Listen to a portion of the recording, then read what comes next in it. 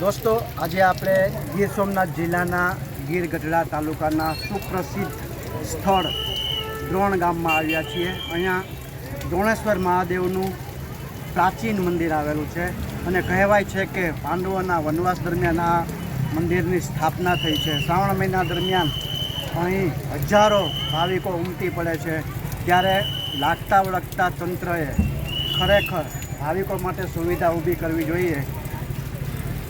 એવું જોવા મળ્યું કે અહીં સુવિધા પણ ઊભી છે પણ તેમને તાળા મારી દેવામાં આવ્યા છે।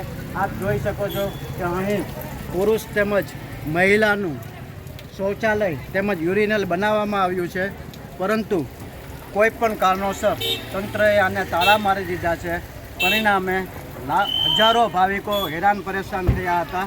આ બાબતે સ્થાનિક હોમગાર્ડ તેમજ પોલીસને પૂછવામાં આવતા તેઓએ કહ્યું હતું કે આને ઘણા સમયથી આ તાળા લાગેલા છે। ત્યારે આ શૌચાલય અને યુરિનલને તાળા મારવાનું કારણ શું, અથવા તો જો આ સુવિધા અહીં ઊભી કરવામાં આવી છે તો પછી શોભાના ગાંઠિયા સમાન કેમ છે? ખરેખર લાગતા વળગતા સત્તાધીશોએ તપાસ કરવી જોઈએ। કશ્યપ જોશી, લોકમુખ, રાજકોટ। પેટ્રોલ હોય ને એટલે પાછું ગરમ થઈ ગયું,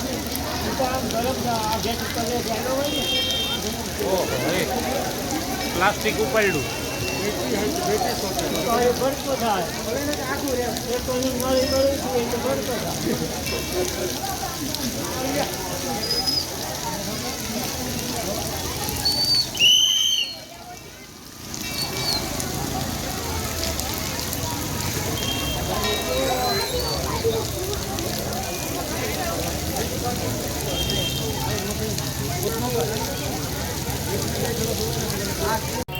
दोस्तों આજે આપણે ગીર સોમનાથ જિલ્લાના ગીર ગઢડા તાલુકાના સુપ્રસિદ્ધ સ્થળ દ્રોણ ગામમાં આવ્યા છીએ। અહીંયા દ્રોણેશ્વર મહાદેવનું પ્રાચીન મંદિર આવેલું છે અને કહેવાય છે કે પાંડવોના વનવાસ દરમિયાન આ મંદિરની સ્થાપના થઈ છે। શ્રાવણ મહિના દરમિયાન અહીં હજારો ભાવિકો ઉમટી પડે છે, ત્યારે લાગતા વળગતા તંત્રએ ખરેખર ભાવિકો માટે સુવિધા ઊભી કરવી જોઈએ।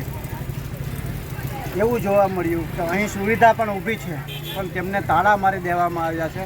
આપ જોઈ શકો છો કે અહીં પુરુષ તેમજ મહિલાનું શૌચાલય તેમજ યુરિનલ બનાવવામાં આવ્યું છે, પરંતુ કોઈ પણ કારણોસર તંત્રએ આને તાળા મારી દીધા છે। પરિણામે હજારો ભાવિકો હેરાન પરેશાન થયા હતા। આ બાબતે સ્થાનિક હોમગાર્ડ તેમજ પોલીસને પૂછવામાં આવતા તેઓએ કહ્યું હતું કે આને ઘણા સમયથી આ તાળા લાગેલા છે।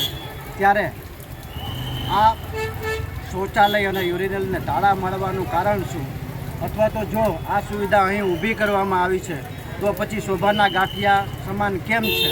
ખરેખર લાગતા વળગતા સત્તાધીશોએ તપાસ કરવી જોઈએ। કશ્યપ જોશી, લોકમુખ, રાજકોટ।